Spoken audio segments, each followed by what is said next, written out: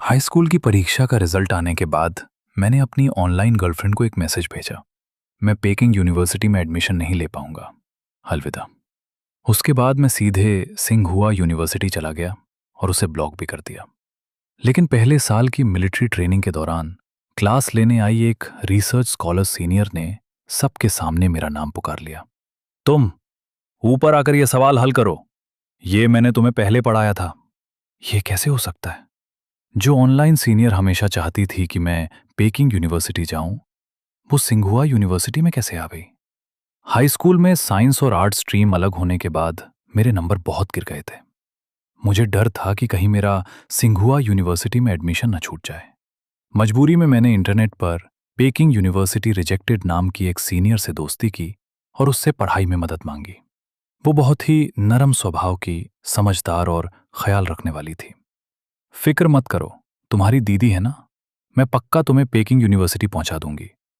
मैं हैरान रह गया। ना ना ना, पेकिंग यूनिवर्सिटी की जरूरत नहीं है।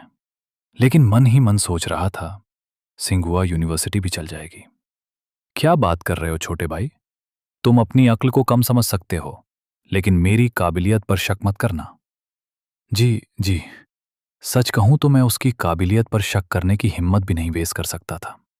उस पेकिंग यूनिवर्सिटी वाली सीनियर में सचमुच दम था। उसकी पढ़ाई की वजह से मेरे नंबर न सिर्फ तेजी से बढ़े, बल्कि लगातार अच्छे भी रहने लगे। हाई स्कूल की दूसरी मॉक परीक्षा में मैंने 689 अंक हासिल किए। मैंने खुशी खुशी उसे यह खबर दी, लेकिन सीनियर बिल्कुल शांत रही।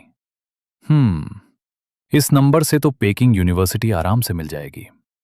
मिल तो जाएगी, लेकिन मैं पेकिंग यूनिवर्सिटी नहीं जाना चाहता था। मेरा सपना हमेशा से सिंघुआ यूनिवर्सिटी था। लेकिन पिछले 1.5 साल से वो मुझे लगातार पढ़ा रही थी, और इस दौरान मुझे साफ महसूस हुआ कि उसके दिल में पेकिंग यूनिवर्सिटी के लिए एक खास लगाव था। वरना 1.5 साल बाद भी उसका गेम का नाम पेकिंग यूनिवर्सिटी रिजेक्टेड नहीं होता। अगर मैं पेकिंग यूनिवर्सिटी नहीं गया तो क्या सीनियर निराश हो जाएगी? उसका भेजा हुआ मैसेज देखते हुए मैंने उसे परखने का फैसला किया। सीनियर, अगर मैं पेकिंग यूनिवर्सिटी नहीं जा पाया तो? फिक्र मत करो, तुम जरूर पहुंचोगे। शायद उसे लगा कि परीक्षा से पहले मैं घबरा रहा हूं, इसलिए वो मुझे दिलासा दे रही थी।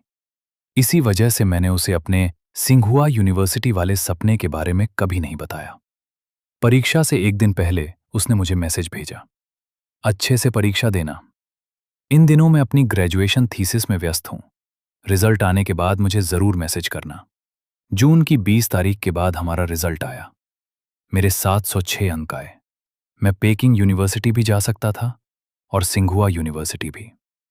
जब मैं दोनों में से किसी एक को चुनने को लेकर उलझा हुआ था, तभी रात के 3 बजे मेरी मां के पास सिंघुआ यूनिवर्सिटी के एडमिशन ऑफिस का फोन आया। उन्होंने बिना किसी हिचकिचाहट के मेरे लिए सिंघुआ यूनिवर्सिटी चुन ली। पेकिंग यूनिवर्सिटी, अलविदा।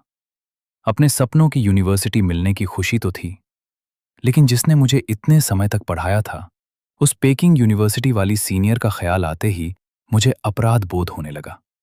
वो हमेशा चाहती थी कि मैं पेकिंग यूनिवर्सिटी जाऊं, और मैंने सिंघुआ यूनिवर्सिटी चुन ली। ऐसा लग रहा था जैसे मैंने उसका भरोसा तोड़ दिया हो। मैं अभी तक यही सोच रहा था कि उसे क्या जवाब दूं, तभी उसका मैसेज पहले आ गया। तुम लोगों का रिजल्ट आ गया होगा, कैसा रहा?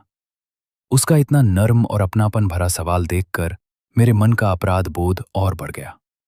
मैंने दिल मजबूत किया, दांत भींचे और उसे जवाब भेज दिया। मेरा रिजल्ट अच्छा डिडंट आया। मैं पेकिंग यूनिवर्सिटी नहीं जा पाऊंगा।